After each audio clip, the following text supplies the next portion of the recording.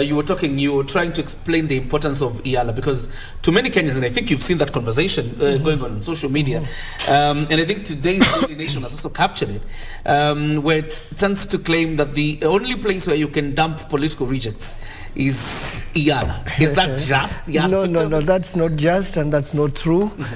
East Africa Legislative Assembly is a very important organ for the countries in this region. There's a lot of legislative agenda that goes on in that house.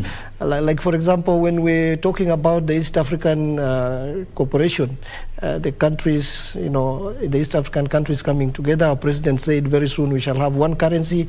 For that to happen, there has to be some legislation behind it. And that legislation cannot happen in the Kenya Assembly, it cannot happen in the Uganda Assembly or the Tanzania Assembly or any of the other East African countries. It has to happen in a legislative assembly that is for the East Africa Legislative Assembly. So there is a lot of work for that. There is a lot of trade between the East African countries.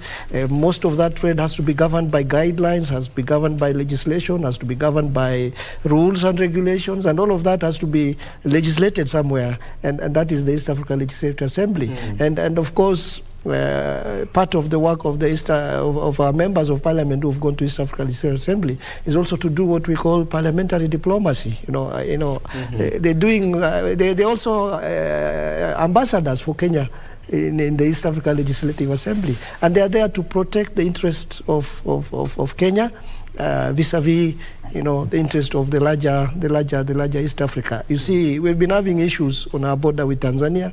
We've been having issues on our border with Uganda, and that's a platform in which we can resolve some of those issues in terms of having a discussion with their fellow legislatures on the other part. So it's a very important organ, and the people we have sent there, as I had told you earlier, are neither Kenya Kwanza nor Azimio now. They are Kenyans now, and they are representing the interest of this great country called Kenya.